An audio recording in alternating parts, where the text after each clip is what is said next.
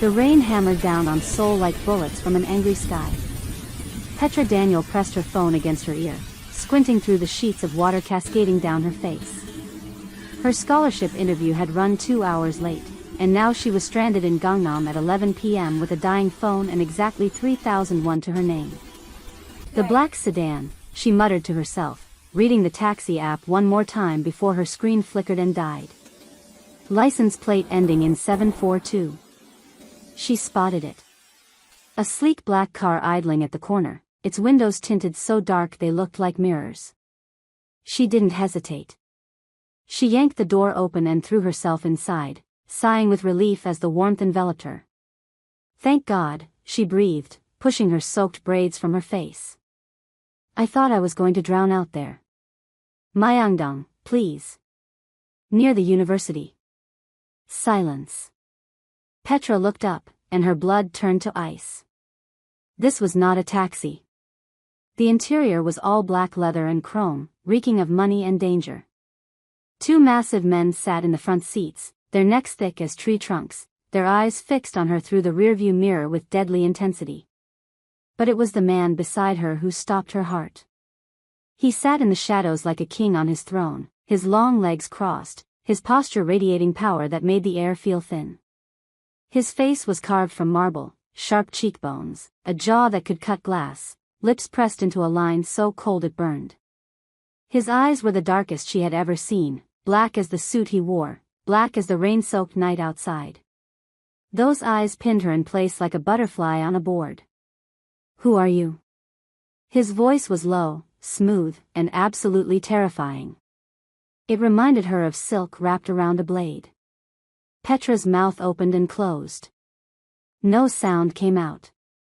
One of the men in front reached into his jacket, and she saw the glint of metal. A gun. Her stomach dropped to her feet. I asked you a question. The man beside her leaned forward, and she caught his scent, something dark and expensive that made her dizzy. And I don't like repeating myself. I'm sorry. The words exploded from her lips. I made a mistake. I thought this was my taxi. My phone died and I couldn't see properly in the rain and I just saw a black car and I'm so sorry. Please don't kill me.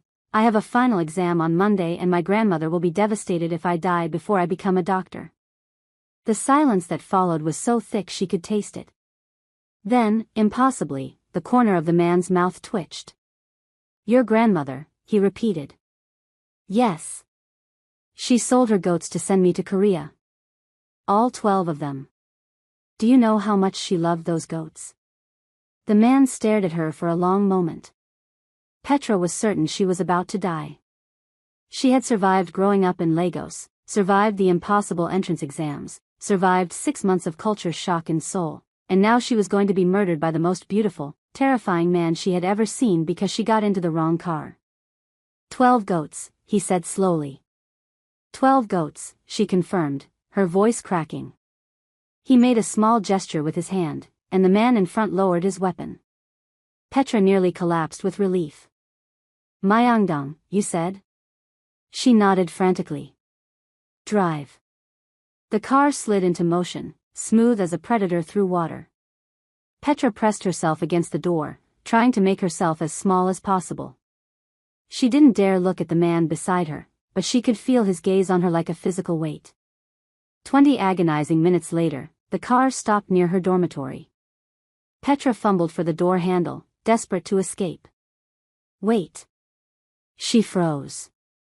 The man reached into his jacket. She squeezed her eyes shut, waiting for the bullet. Instead, she felt something pressed into her hand. She opened her eyes to see a thick envelope. For the taxi fare you missed, he said. And buy yourself an umbrella. Before she could respond, he reached across her and pushed the door open. The proximity made her breath catch. For just a moment, their faces were inches apart, and she saw something flicker in those dark eyes. Something almost human. Go. And forget this ever happened. Petra ran. She didn't stop until she was inside her building, her heart pounding so hard she thought it might burst through her chest. Only then did she open the envelope. Inside was more money than she had ever seen in her life. Enough to pay her rent for 2 years. And a black business card with a single name embossed in silver. Kang Jae-hyun. If you are already hooked and want to see what happens next, do me a quick favor. Tap that subscribe button and turn on the notification bell so you don't miss any of our stories. Trust me, this one is about to get intense. 3 weeks passed, and Petra tried to convince herself it had all been a dream. She returned the money to the university's lost and found with a made-up story about finding it on the street. She threw away the business card. She buried herself in her studies, determined to forget the dark-eyed stranger who haunted her dreams. But Seoul had other plans. It was a Tuesday evening when everything changed. Petra was walking home from her part-time job at a small restaurant, tired and aching, when she noticed the men following her. There were 3 of them, moving through the shadows like wolves stalking prey. Her heart rate spiked, but she kept her pace steady, her grandmother's voice echoing in her mind. Never let them see your fear. She turned down an alley, hoping to lose them. It was a mistake. The alley dead-ended at a brick wall. She spun around, but they were already there, blocking her exit. Their faces were hard, their eyes empty. One of them smiled, revealing a gold tooth that glinted in the dim light. "You're a hard woman to find," he said in Korean. "Our boss has been looking for you." "I think you have the wrong person," Petra said, backing up until her shoulders hit the wall. "I'm just a student. A student who got into Kang Jae-hyun's car." The man stepped closer. "A student who saw things she shouldn't have seen. Our boss wants to know what you know." "I don't know anything. I got into the wrong car. That's it." The man grabbed her arm, his grip bruising. "Then you'll tell that to our boss yourself." Petra screamed and fought, but she was no match for 3 grown men. One of them clamped a hand over her mouth while another produced a needle. She felt the sharp sting in her neck, and the world began to blur. But before the darkness could take her completely, she heard something that made her blood run cold. Gunshots. The hands holding her suddenly released, and she crumpled to the ground. Through her fading vision, she saw a figure stride into the alley like an avenging angel. A dark coat billowed behind him, and in each hand, he held a gun that barked fire and death. The 3 men fell, one by one. Then he was kneeling beside her, and she found herself staring into those impossible dark eyes. "You again," she whispered, the drugs pulling her under. "Me again," Kang Jae-hyun replied. Then the world went black. Petra woke to silk sheets and the smell of rain. She bolted upright, her heart hammering, her eyes scanning the unfamiliar room. It was massive, decorated in shades of gray and black, with floor-to-ceiling windows that overlooked the glittering Seoul skyline. A fire crackled in a marble fireplace, and soft classical music played from hidden speakers. "You're awake." She whipped her head around. Kang Jae-hyun sat in an armchair near the window, watching her with an unreadable expression. He had shed his coat and jacket, and his white shirt was unbuttoned at the collar, revealing a sliver of skin that made her mouth go dry. "Where am I?" she demanded, clutching the sheets to her chest. "What did you do to me?" "I saved your life." His voice was flat. "Again. A simple thank you would suffice." "Thank you for kidnapping me." "I didn't kidnap you. I brought you somewhere safe." He rose from his chair and walked toward her, each step measured and deliberate. "Those men who attacked you work for Park Sung-ho. He's the head of a rival organization. He saw you get into my car that night and made certain assumptions." "What kind of assumptions?" "That you're important to me." He stopped at the foot of the bed, his gaze burning into hers. "That you know things you shouldn't know. That killing you would send me a message." Petra's stomach churned. "But I don't know anything." "I know that. You know that. But Park Sung-ho doesn't care about the truth. He cares about power. And right now, he thinks you're a weakness he can exploit." She stared at him, her mind racing. "So what happens now? You kill me yourself?" Something flickered across his face. Surprise, maybe. Or amusement. If I wanted you dead, you would already be dead. No, Miss Daniel. You're going to stay here until I deal with Park Sung-ho. Then you'll be free to go back to your studies and your grandmother's goats. You know my name? I know everything about you. He reached into his pocket and produced a thin file. Petra Daniel, 23, from Lagos, Nigeria. Full scholarship to Seoul National University, medical program. Parents deceased, raised by your grandmother. You work 2 jobs to send money home. You haven't bought new clothes in 8 months. Your favorite food is jollof rice, and you cry every time you video call your grandmother. Her face burned with humiliation and rage. You had me investigated? Of course. You entered my world, Miss Daniel. I needed to know if you were a threat. And what did you decide? He looked at her for a long moment, and she saw something shift in his eyes. Something almost vulnerable. I decided that you're the most dangerous thing I've ever encountered. Before she could respond, he turned and walked toward the door. My men will bring you food and clothes. Don't try to leave. The building is heavily guarded, and the streets are far more dangerous for you now than these walls. He paused at the threshold, his back still to her. One more thing, Miss Daniel. What? My name is Jae-hyun. You should use it. Then he was gone, and Petra was left alone with her racing heart and the terrifying realization that she was trapped in the lair of a monster. A beautiful, complicated, inexplicable monster. The days that followed were the strangest of Petra's life. True to his word, Jae-hyun provided everything she needed. Clothes appeared in the closet, all her exact size, all tasteful and expensive. Food arrived 3 times a day, and when she mentioned craving jollof rice, it appeared at dinner, cooked so perfectly that tears pricked her eyes. But she was still a prisoner. The penthouse was vast and luxurious, but she couldn't leave.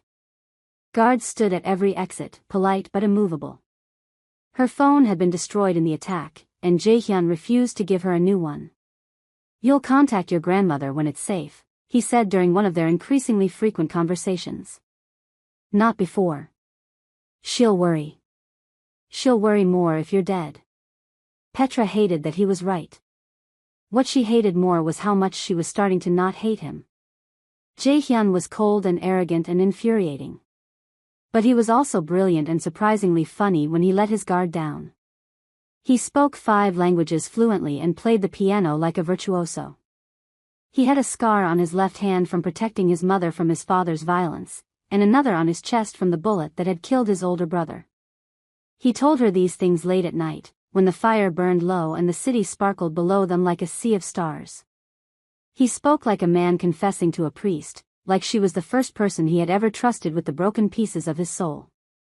My father built this empire on blood, he said one night, his voice rough with something she couldn't name. He was a monster. Cruel and ruthless.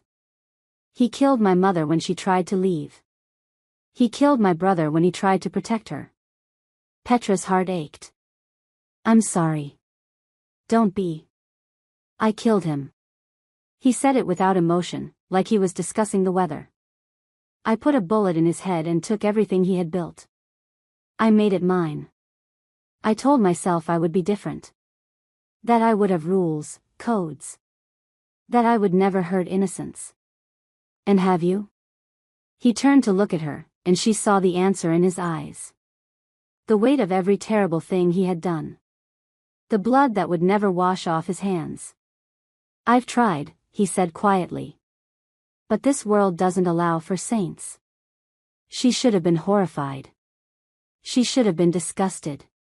But all she felt was an overwhelming urge to reach out and touch him, to smooth the lines of pain from his face. My grandmother has a saying, she said softly. She says that God doesn't call the perfect. He calls the willing. Maybe you can't undo what you've done. But you can choose what you do next. Jae-hyun stared at her like she had spoken in tongues. Like she had offered him salvation he didn't deserve. Why aren't you afraid of me? He asked, his voice barely a whisper. I don't know, she admitted. Maybe I should be. But when I look at you, I don't see a monster. I see a man who's been carrying too much weight for too long. The air between them crackled with electricity. He reached out, his hand hovering near her face, and she forgot to breathe. Then he pulled back, his expression shuddering. Go to sleep, Miss Daniel. Petra, she corrected. If you're Jae-hyun, I'm Petra. Something softened in his eyes. Petra. Go to sleep. She did, but she dreamed of dark eyes and broken souls and a love that could never be.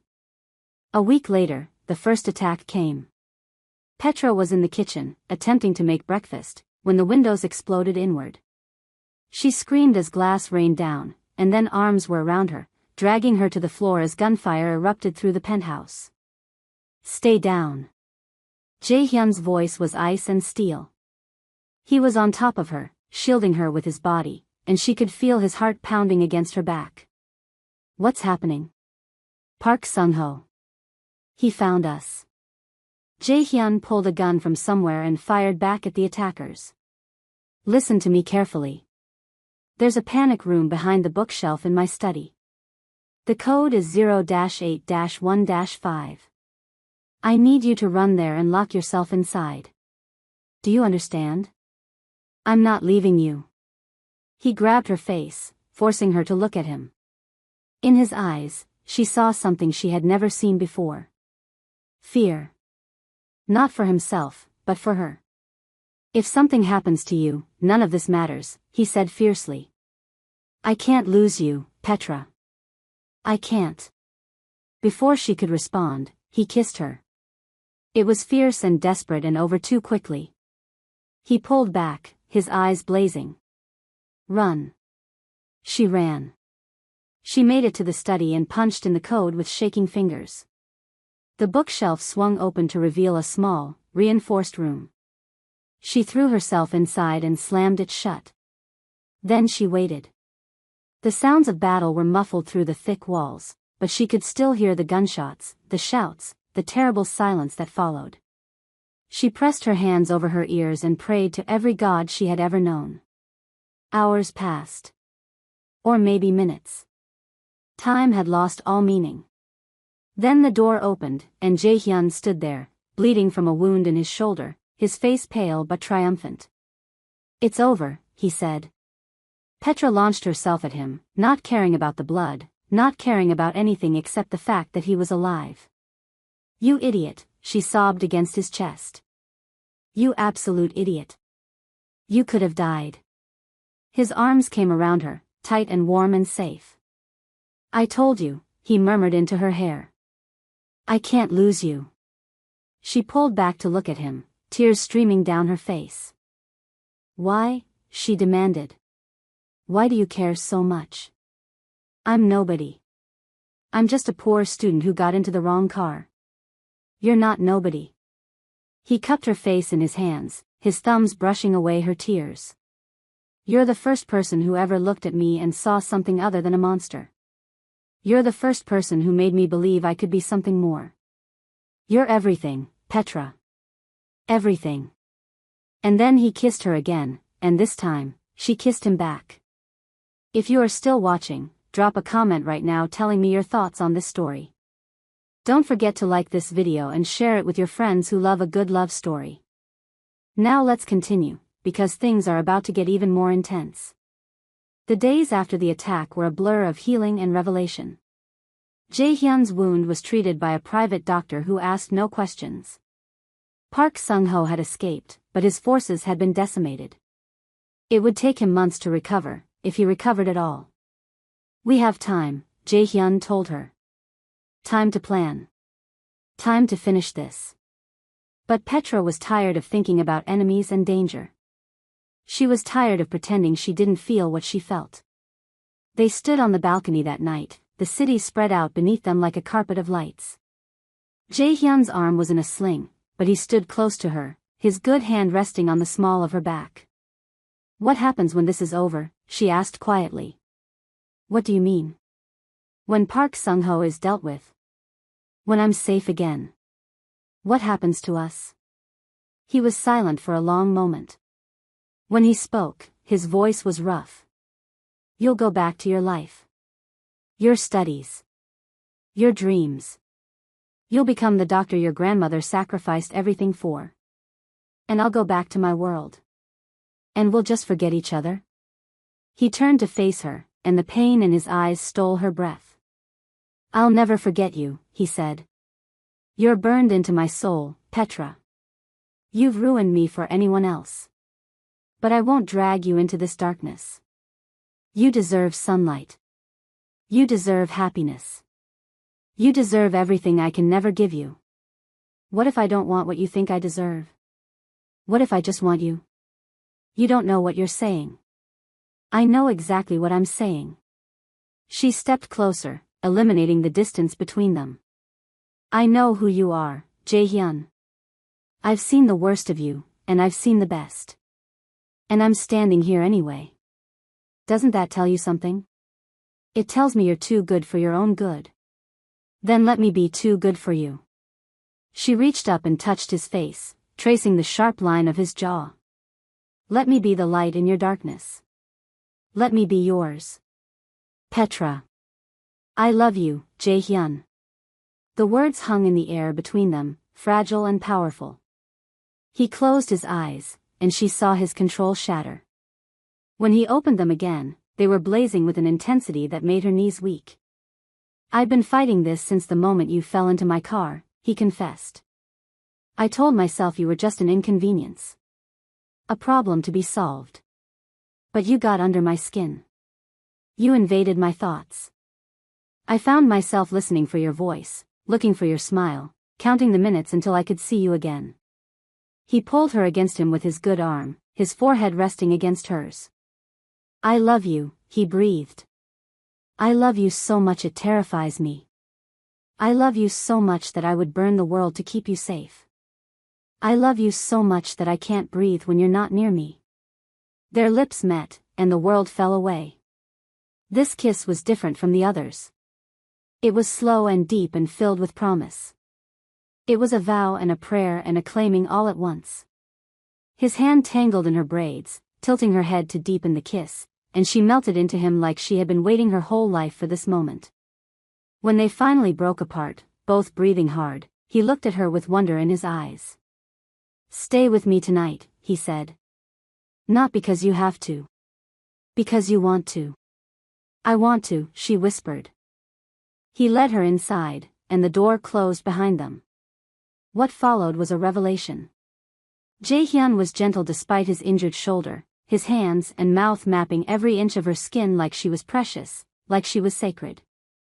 He whispered her name like a prayer, and she answered with sighs and moans and confessions of love. They came together slowly, savoring each moment, each sensation. She had never known it could be like this perfect fusion of body and soul. She had never known she could feel so complete. Afterward, they lay tangled together, his heartbeat steady beneath her ear. I never thought I would have this, he admitted quietly. I never thought I deserved it. Maybe you don't, she teased gently. But you have it anyway. So don't waste it. He laughed, a real laugh that transformed his face and made her heart soar. Yes, ma'am. She fell asleep smiling, wrapped in the arms of a man who had become her whole world. But happiness, she would soon learn, always came with a price. The price arrived 3 days later in the form of a woman. Her name was Seo Yuna, and she was beautiful in the way that expensive things were beautiful. Cold and perfect and untouchable. She walked into the penthouse like she owned it, her heels clicking on the marble floor, her red lips curved in a smile that didn't reach her eyes.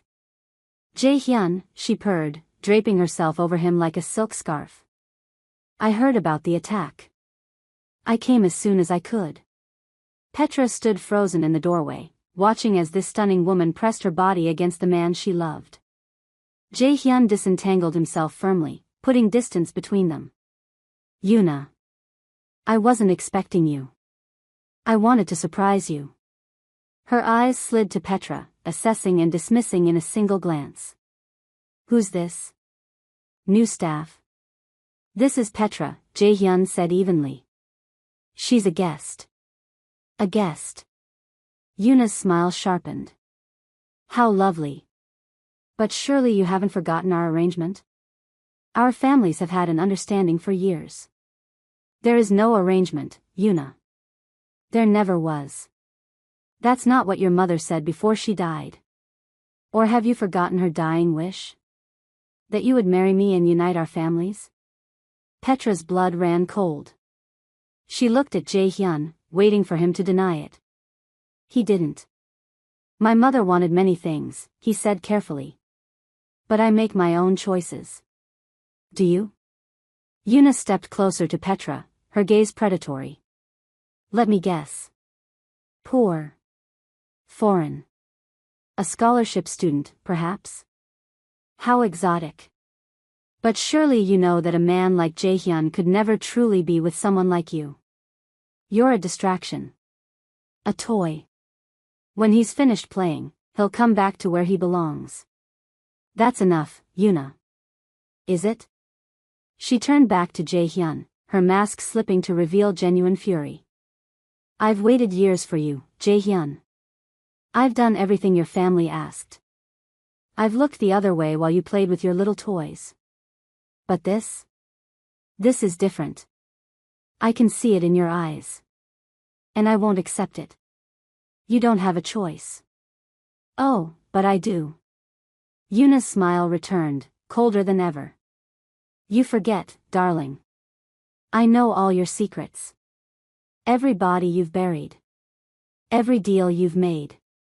Every sin you've committed. If you don't end this little affair and honor our arrangement, I'll make sure the whole world knows exactly who Kang Jae-hyun really is. The temperature in the room dropped.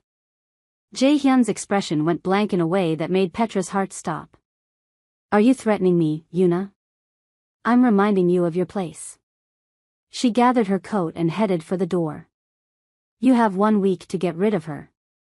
If she's still here after that, I'll make you both regret it. The door slammed behind her. Petra stood in the silence, her mind reeling. She looked at Jae-hyun, searching for answers, for reassurance, for anything. Is it true? She asked quietly. Was your mother's dying wish for you to marry her? My mother was drugged and delirious when she said those words. Yuna's family fed her lies to manipulate the situation. But there was an understanding? An arrangement? There was an expectation. He moved toward her, his expression pained. One I never agreed to. One I've spent years trying to untangle myself from. Petra, you have to believe me. Yuna means nothing to me. She knows your secrets. She could destroy you. Let her try. No. Petra shook her head, tears burning in her eyes. I won't let you sacrifice everything for me. I won't let you. This is my choice. He gripped her shoulders, forcing her to look at him. I choose you. I will always choose you. Nothing Yuna threatens, nothing Park Sung-ho does, nothing in heaven or hell will change that. Do you understand? She wanted to believe him. She wanted to so badly. But the seed of doubt had been planted, and it would soon grow into something terrible. 2 days later, Petra made a decision. She waited until Jae-hyun left for a meeting, then slipped out of the penthouse. The guards tried to stop her, but she was resourceful, using the service elevator and a stolen uniform to make her escape. She didn't run because she didn't love him. She ran because she loved him too much. If staying meant his destruction, then she had to go. She had to remove herself from the equation. Maybe then, Yuna would back off. Maybe then, Jae-hyun could make peace with his world. She made it to a bus station before they found her. Not Jae-hyun's men. Park Sung-ho's. They came out of nowhere, dragging her into a van before she could scream. A hood was thrown over her head, and she felt the familiar sting of a needle in her neck. Her last thought before the darkness took her was of Jae-hyun's face. I'm sorry, she thought. I'm so sorry. She woke in chains. The room was damp and cold, lit by a single bare bulb that swung from the ceiling. Her wrists were shackled to a pipe above her head, her shoulders screaming in protest. And Park Sung-ho stood before her, smiling like a cat that had caught a particularly delicious mouse.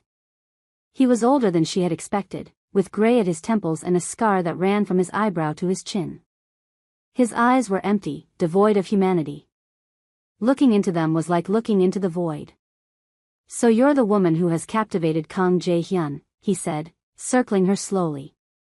"I must admit, I expected something more impressive." Petra said nothing. Her grandmother had taught her that when you had nothing useful to say, silence was the strongest weapon. "Do you know why you're here?" Still she said nothing. Park Sung-ho's smile faltered. He grabbed her face, his fingers digging into her cheeks. "I asked you a question. And I chose not to answer." Her voice came out steady despite her terror. "If you're going to kill me, do it. But I won't give you the satisfaction of seeing me beg." Something flickered in his empty eyes. Respect, maybe. Or curiosity. "Perhaps I misjudged you." He released her face and stepped back. "Killing you would be a waste. You're far more valuable alive. Jae-hyun has gone to war for you. He's killed dozens of my men. He's destroyed properties worth millions. All for a poor Nigerian student." He leaned in close, his breath hot against her ear. "Imagine what he'll do when I send him your finger. Or your ear. Or perhaps something more intimate." Petra's blood ran cold, but she refused to show fear. "He'll kill you. That's what he'll do. He'll try." Park Sung-ho straightened, still smiling. "But by the time he finds you, it will be too late. For both of you." He turned and walked to the door, pausing at the threshold.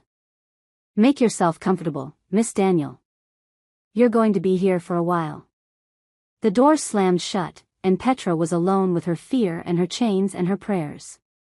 Jae-hyun would come for her. She knew he would. She just had to survive long enough for him to find her. The hours bled together, marked only by the flickering of the light and the distant sounds of footsteps and voices. They gave her water but no food. They asked her questions about Jae-hyun's operations, his safe houses, his weaknesses. She answered none of them. On what she guessed was the second day, they brought out the knife. She screamed then. She couldn't help it. The pain was like nothing she had ever experienced, white-hot and blinding. But even as the blood ran down her arm, even as Park Sung-ho laughed and his men filmed it all, she refused to break. "I am Petra Daniel," she told herself. "My grandmother sold 12 goats to give me a future. I will not die here. I will not." Then, on the third day, the building exploded. One moment, she was hanging from her chains, barely conscious. The next, the wall behind her burst inward, and men poured through the gap like avenging angels. Gunfire erupted. Bodies fell. And through the smoke and chaos, she saw him. Jae-hyun. He was covered in blood, none of it his own.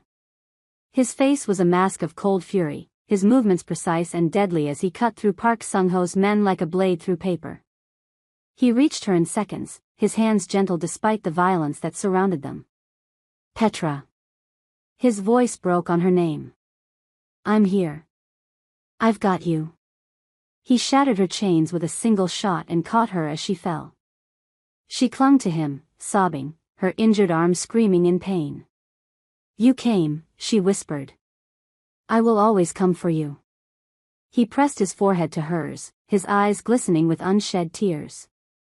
"Always." Then he lifted her in his arms and carried her out of hell. The aftermath was chaos and cleanup and consequences. Park Sung-ho had been captured in the raid, and Jae-hyun dealt with him personally. Petra didn't ask for details. She didn't want to know. All that mattered was that the threat was finally, permanently eliminated. Yuna was dealt with too. Her threats meant nothing when Jae-hyun produced evidence of her family's own crimes, evidence he had been quietly gathering for years. She fled Korea in disgrace, never to return. Petra's arm healed, though it would always bear a scar. Jae-hyun kissed that scar every night, as if trying to take the pain into himself. "I should have protected you better," he said one night, his voice heavy with guilt. "You couldn't have known I would run. You ran because of me. Because of my world. Because I dragged you into something you never asked for." "No." She took his face in her hands, forcing him to look at her. "I ran because I was afraid. Afraid that loving you would cost you everything. But I was wrong. Running almost cost me you. And that would have been the true tragedy." He pulled her close, holding her like she might disappear if he let go. "I can't change what I am," he said quietly. "I've done terrible things. I'll probably do more. But I swear to you, Petra, I will spend the rest of my life trying to be the man you see when you look at me. The man you deserve. You already are." She kissed him softly. "You already are." 6 months later, they stood on a beach in Lagos. The sun was setting, painting the sky in shades of orange and pink and gold. The sound of waves filled the air, mixing with the distant beat of drums and the laughter of children. And before them, surrounded by her 12 new goats, stood Petra's grandmother. Mama Daniel was small and fierce, with silver hair and eyes that missed nothing. She had flown from their village for the first time in her life, dressed in her best Ankara, to meet the man who had stolen her granddaughter's heart. She studied Jaehyun for a long moment, her gaze piercing. "So you are the one," she said in Yoruba. "The one whom my Petra has chosen." "Yes, Ma." Jaehyun's Korean accent made the words clumsy, but he had practiced for weeks. "I love your granddaughter. I want to spend my life with her." "And what do you offer her? Money? Power?" "I offer her my heart." He reached for Petra's hand, lacing their fingers together. "My protection. My devotion. Everything I am and everything I have. If she'll have me." Petra's grandmother was silent for a long moment. Then, slowly, a smile spread across her weathered face. "She will have you," she said. "Because she is my granddaughter, and she has my stubbornness. But know this, Korean man. If you ever hurt her, I will come for you myself. And these old hands have strangled more than one foolish man in my time." Jaehyun bowed deeply. "I don't doubt it, Mama." Petra laughed, tears streaming down her face. She threw her arms around her grandmother, breathing in the familiar scent of home and love and belonging. "Thank you, Mama." "For what?" "For approving of your criminal boyfriend? For believing in me. For the goats. For everything." Her grandmother held her close. "You are my heart, Petra. You have always been my heart. I just want you to be happy." "I am." Petra looked at Jaehyun, who was being enthusiastically sniffed by the goats, his dignified composure completely abandoned. "I really am." 3 years later, Dr. Petra Daniel Kang walked across the stage to receive her medical degree. In the audience, Kang Jaehyun rose to his feet, applauding so loudly that the people around him stared. Beside him, Mama Daniel wept with joy, clutching a photograph of the goats she had sold to make this moment possible. And in Petra's arms, wrapped in a blanket of the softest Korean silk, their daughter slept peacefully, unaware that her mother had just made history. Later that night, in their home overlooking the Seoul skyline, Jaehyun pulled Petra close. "Dr. Kang," he murmured against her hair. "It suits you. I worked hard for it. You work hard for everything." He kissed her temple. "It's one of the many things I love about you." She turned in his arms, looking up at the man who had changed her life. The man who had once terrified her, who had saved her, who had loved her through darkness and light. "Tell me again," she whispered. He knew what she wanted. He always knew. "I love you," he said, his voice rough with emotion. "I love you more than I ever thought possible. I love you more than my own life. I love you more than the empire I built and the power I wield and every breath in my body. You are my heart, Petra. You are my home. You are the reason I believe in redemption." She kissed him then, pouring all her love into the gesture. You know, she said when they finally broke apart, my grandmother says our story is better than any Nigerian movie. High praise. The highest. She grinned. She also says we should give her more grandchildren. Does she now? His eyes darkened with familiar heat. Perhaps we should get started on that. Petra laughed as he lifted her into his arms and carried her toward their bedroom. Outside, the city sparkled with a million lights. Inside, two hearts that had found each other against all odds beat as one. And somewhere in a small village in Lagos, 12 goats grazed peacefully under the stars, the beginning of a love story that would be told for generations. If you made it to the end of this story, you are a true ride-or-die viewer and I appreciate you so much. Please smash that like button, subscribe if you haven't already, and drop a comment telling me what you thought of Petra and Jaehyun's love story. Should I make a part 2? Let me know. And don't forget to share this video with your friends who love a good romance with drama, action, and happily ever after. Until next time, stay blessed, stay beautiful, and keep believing in love.